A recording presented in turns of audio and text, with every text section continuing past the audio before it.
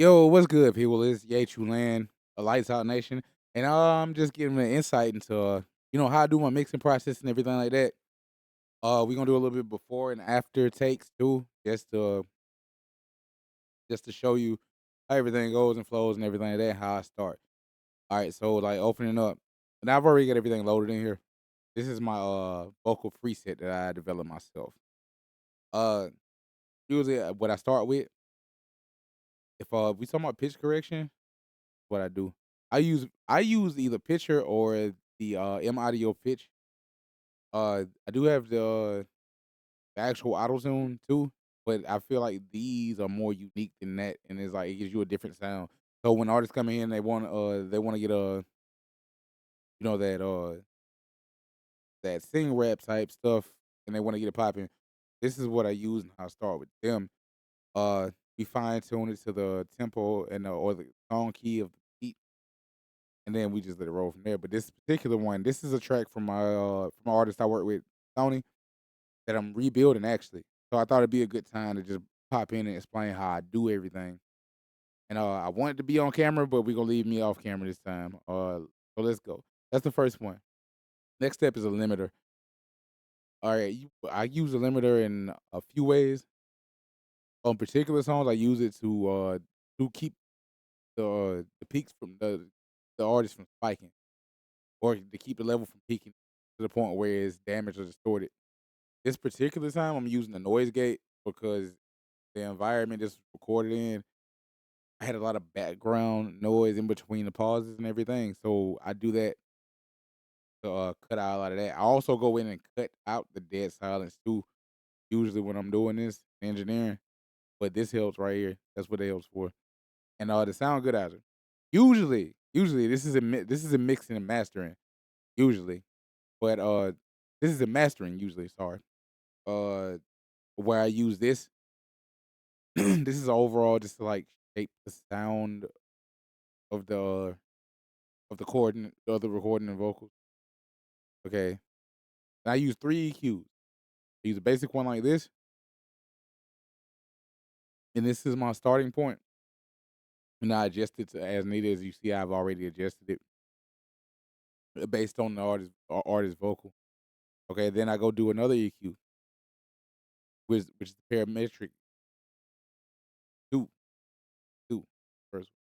But we go in with that. This is what this looks like. And this varies artist to artist. Because if I see what needs to be done, like with a different artist, I'll adjust all of it. But this is hers personal. You know what I mean? And how I tweak everything like that. This is one for boosting frequency. Now then I use another one, which I'm skipping over EQ and I'm skipping over a reverb and compressor because I'm finna go back. Then I use another one. This is my subtractive EQ. So meaning any frequency I don't like, what I usually do, I'll lower this right here and then sweep around up here. So I find a frequency I don't like or a frequency that's really ugly or just like irritating, and then pull it back down or like that. So that's why I use that one for. So that's what you see those over there are doing. All right. So let's get into the compressor. Compressor, mine is really simple. I there's plenty of compressors out that you can use and everything like that, but this one right here, the FL Studio has a pretty damn good compressor. So I don't worry about using the others in most cases. In most cases where I see that the FL stock compressor can't handle it, then I will. But for the most part, this is what I use. Uh, we got it. The ratio usually set like this right here, three, but 3 to 1. The game be just as like as necessary depending on the artist I'm working with. As you see, she's really really quiet, so I have to adjust her like a lot. But the threshold is usually kept around there uh unless needed to adjust. But we go do everything, play everything by ear. Now the reverb is my basic reverb setup. Usually halfway wet, halfway like you know what I mean.